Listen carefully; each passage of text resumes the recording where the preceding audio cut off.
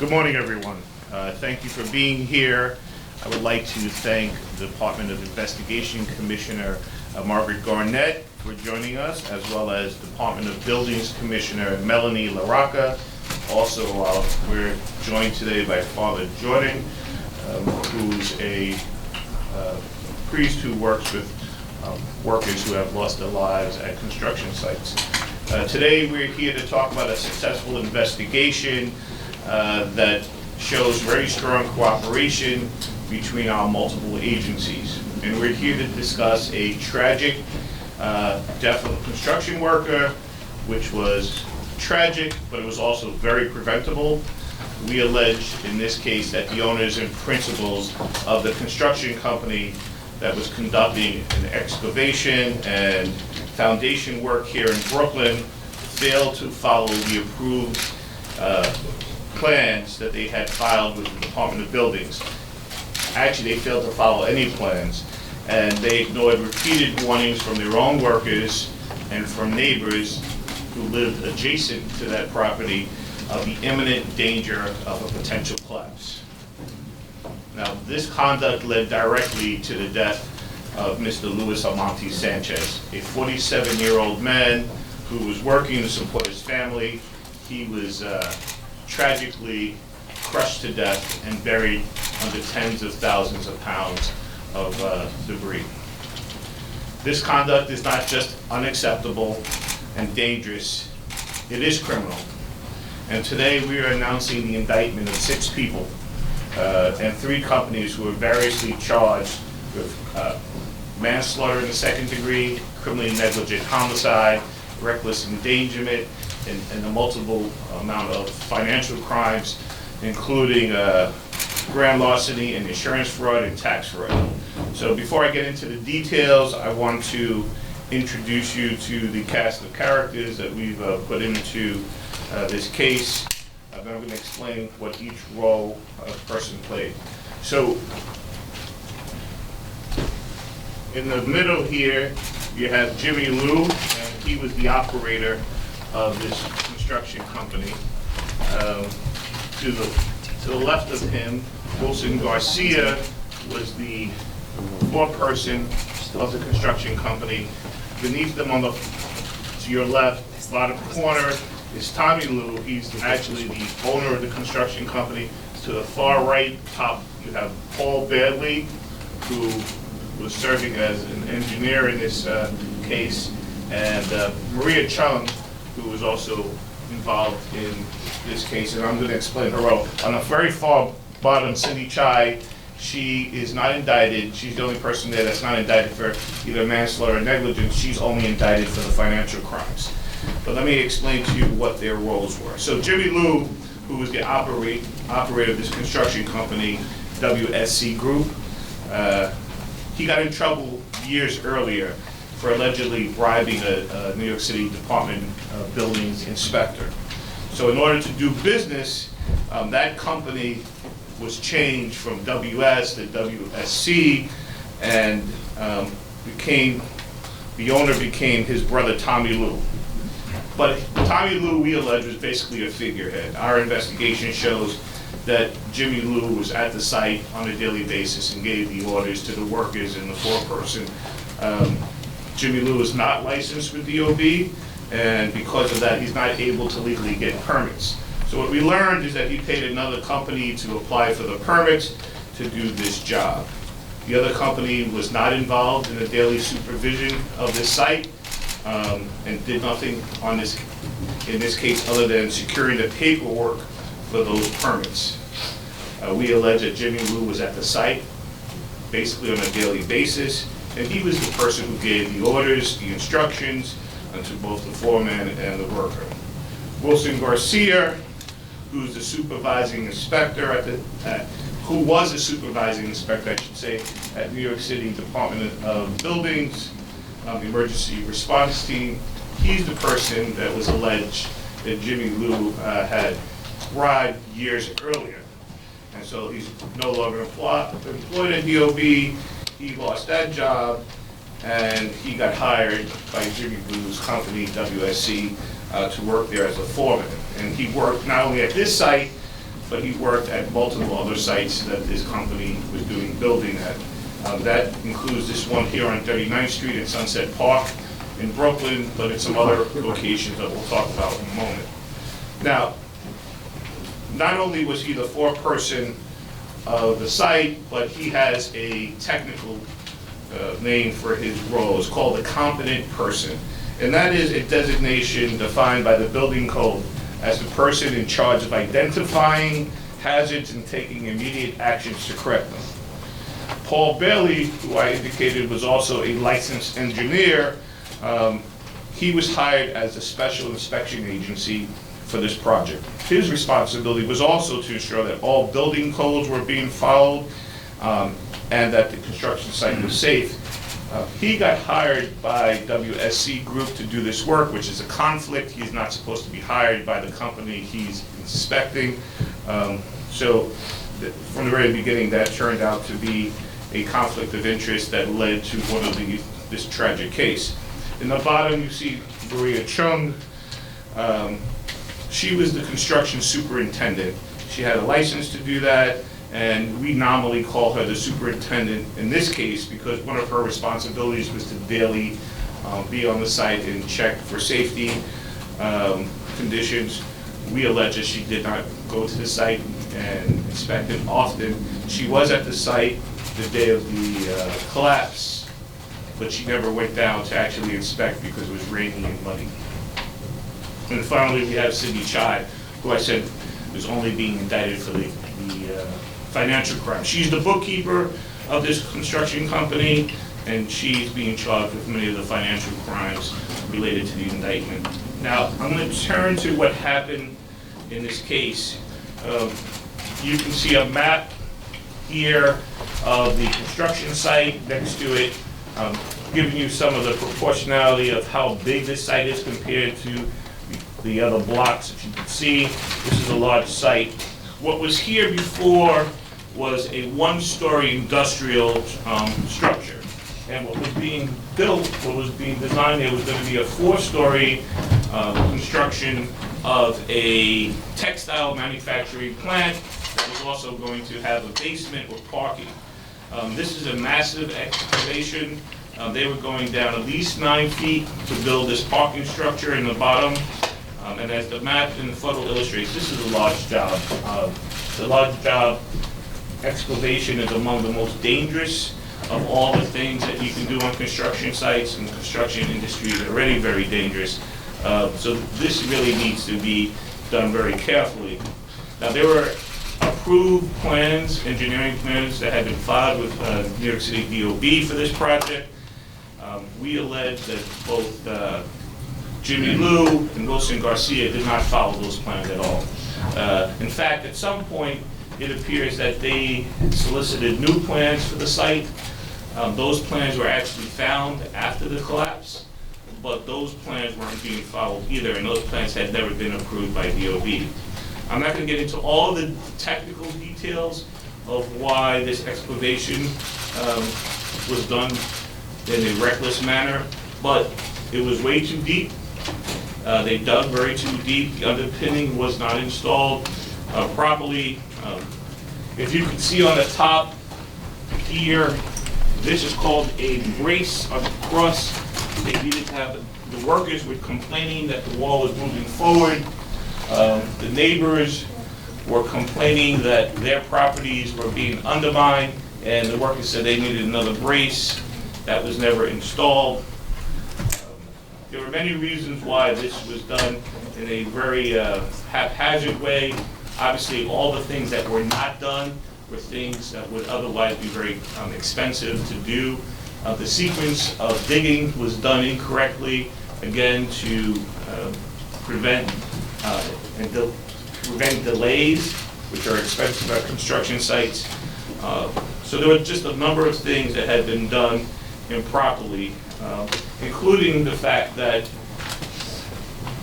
it was a heavy, the day of the incident, there was a heavy rainstorm, and it had been raining very heavily. They continued to remove dirt from the locations, and tons of dirt was removed, further destabilizing this work site. Now, In the days prior to the September 12, 2018 collapse, Jimmy Lou and Wilson Garcia were specifically told by their workers that there was problems at the site, that the workers felt endangered, that the wall had been moving forward, that they thought a beam needed to be installed. Resident who lived, I'm going to point to where that tree is at the bottom. That resident, if you can see further, that's someone's backyard. There's a patio and a garage there. That tenant had said that owner of that property had told the construction company that their patio was collapsing and their garage was sinking. And that obviously that was creating an unsafe work condition that's right adjacent to the work. At no time was DOB notified of any of these problems, as all of those people were required to do. There was no stoppage of work. There was no bracing of the wall to prevent a collapse. So despite all these warnings, the job just continued. And we allege that Mr. Liu and Mr. Wilson just ordered the folks to continue working, and they were working on some of the underpinning, where they called Section 3 of this area, and that's unfortunately, in spite of all the conditions that we were talking about, heavy rain, the wall moving forward, the neighbor's property collapsing, they continued to do that. And so it was a hazardous condition. On September 12th, around 2 p.m., it was completely destabilized, and the rain was pouring. There were no safety precautions done that day. They had the workers in the pit, and a portion of the rear wall just collapsed. You can see exactly what that collapse looked like. That big concrete slab is something along the lines of what eventually landed on Mr. Sanchez. We think those things were anywhere between 15,000 and 45,000 pounds apiece. He was buried under that. You can see the collapse. There was another worker who was in the pit who was able to scramble away right before it fell down. But Mr. Sanchez was, we believe, killed instantly. He was crushed to death by the weight that fell on him. He's another worker who was subjected to unsafe working conditions. He was an immigrant from the Dominican Republic here to help provide for his family. He never had a chance under these conditions. I want to make it clear, this is no mistake. This is not an accident, what happened. This is a direct result of owner recklessness and neglect, and the people who were in charge of this project were simply motivated by monetary reasons. They were willing to ignore the safety of their workers to advance how quickly they can get the job done and how much money they can make on this case. Getting new engineering plans would have taken time. Delaying the construction, putting the brace is apparently very expensive to put a steel brace on. It would have also slowed down. This is a crime. And as the district attorney, I'm committed to protecting the lives of all vulnerable workers in Brooklyn. We can't allow these contractors and supervisors at these construction sites to ignore safety procedures just to boost profits. And given especially how lucrative our real estate market is currently in Brooklyn and how many new construction sites we have in Brooklyn, we have to make sure that our developers and our construction experts understand that safety of our workers has to come first. I should also tell you that as we were investigating this case, we learned of additional crimes that these companies were involved in, the same individuals and the same companies. For example, there was another construction site that this company was doing earlier at 1759 Bay Ridge Parkway that the neighbors had become very concerned about unsafe conditions there. They had notified DOB. New York City DOB inspectors came out and issued a host of violations of unsafe working conditions, and it was so bad that they issued a stop work order. We learned during the investigation of this case that in spite of having a stop work order, that they did not remediate the conditions at that site. They just ignored them. They continued to work. So included in this case, we've charged reckless endangerment of the workers at that site. And we also then learned that WSC Group defrauded our New York State Insurance Fund by cheating workers' comp, classifying workers like an office worker when they're really out there doing the work, lowering the number of workers that they have. And all told, we think that they've cheated that New York State Insurance Fund about $47,000, and they also committed tax fraud. So, as you can see, this is a thorough investigation. It went well beyond just being an accident. And I made a decision as a district attorney. I could have just charged the owners, but I made a decision to charge everyone who had a hand in this case, whether it was an active hand or a passive hand, not by doing their jobs, by doing the inspections and notifying DOB like they were required to do. I made the decision that all of them were responsible for the death of Mr. Almonte Sanchez. And I hope that this is a clear example for the rest of the people who are working in our work sites. If this is happening, you should contact the Department of Buildings immediately. You should reach out even to our office, because we want to make safe working conditions a priority. And if you're a contractor at a development site and you take these kind of shortcuts, you will face responsibility for your actions. You may find yourself indicted. I want to thank our partners at the Department of Investigations, Department of Buildings, and OSHA, who were all involved in this investigation.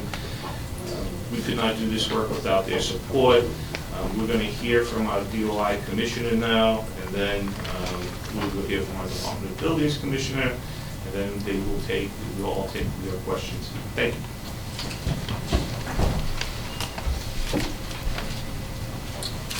Thank you, DA Gonzalez, and thank you to your team of dedicated prosecutors who worked hand in hand with DOI to help make this important case. I also want to thank DOB Commissioner Melanie Rocca and her expert staff, whose partnership was invaluable in this investigation and on so many others that we have done together. The details of the indictment that the DA just described is a scenario that unfortunately DOI has seen too many times before. Individuals posing as construction professionals who cared little, if at all, about following the city's building code, who refuse to heed safety warnings or report them properly, and are able to co-opt licensed professionals into their dangerous schemes, who continue construction operations despite safety issues that put both their workers and other New Yorkers at risk. In fact, as the indictment here charges, the individuals involved at this site on 39th Street, the owner and operator of the excavation company, the foreperson, the special inspector, the construction superintendent, all failed to do their jobs to properly act on immediately hazardous conditions that were brought to their attention by both their own employees and the neighbors. They continue to keep the construction site active despite reports of a rear wall moving forward, as you saw in the photo earlier, and a neighboring property reporting a cave-in, both clear signs that the excavation work was not done properly and posed an immediate danger to life and property. No one called the Department of Buildings or any other city agency to report these dangers. No one acted to protect the workers at the site or guard against threat to the occupants of neighboring buildings. The city's building code is supposed to prevent tragedies like these, but the scale and scope of construction in the city means the system must rely on responsible and ethical construction professionals who follow the rules. In this case, greed and negligence on the part of licensed professionals who chose to ignore the rules or allow their credentials to be used by corrupt builders contributed to the tragic death of Luis Almonte Sanchez. DOI has a skilled team of investigators who respond to every construction fatality in the city. If there's potential criminal conduct, DOI's investigators work with our law enforcement partners like the Brooklyn DA and city and state entities to examine all facets of the incident.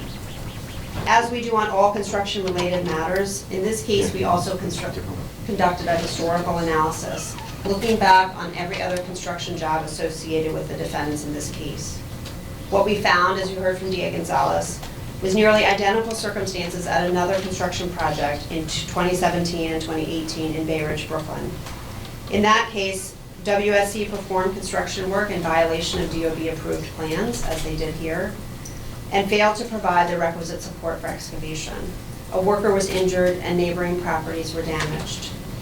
As the DA described, this prior misconduct is also charged in the indictment today. And it aligns with the fact that two of today's defendants, Wilson Garcia and Jimmy Liu, were previously arrested, charged, and convicted in another criminal case that DOI investigated in Manhattan related to corruption at construction sites. Garcia, who at that time was a supervisory inspector at DOB, and Jimmy Liu, who was then a construction contractor, both pleaded guilty for their roles in a 2015 bribery scheme that involved city employees, property managers, and contractors. Jimmy Liu then hid his criminal past behind straw ownership and roped in construction professionals who could obtain the licenses or registrations that he could not. Unfortunately, as alleged in the indictment, he and Garcia returned almost immediately to criminal conduct that threatened public safety and undermined the system of construction regulation in the city. The common thread in many of construction safety investigations that DOI conducts is that these sorts of investigations can and do lead to the uncovering of other alleged wrongdoing. And that's demonstrated here not just with the historical misconduct that was exposed, but also with the charges against the defendants for defrauding the New York State Insurance Fund of tens of thousands of dollars. In other words, what we have found is where there is corruption or illegal shortcuts in one area of the construction business, we often find it in other areas too. DOI is committed to pursuing every possible angle to hold accountable those who threaten worker safety or public safety. I want to recognize and thank the New York State Insurance Fund and OSHA, whose collaboration was important to the outcome of this investigation. And I especially want to commend my own team at DOI for their incredible diligence and commitment to leaving no stone unturned to vindicate Mr. Almonte Sanchez's death. Specifically, Investigative Inspector Ross Hoffman, Chief Investigator James McElligott, and Special Investigators Janina Sigensia and Alejandra Gomero, under the supervision of Inspector General Greg Cho, Deputy Commissioner Dom Zarella, and First Deputy Commissioner Dan Court, and as always with valuable assistance from our squad of NYPD detectives. Thank you so much.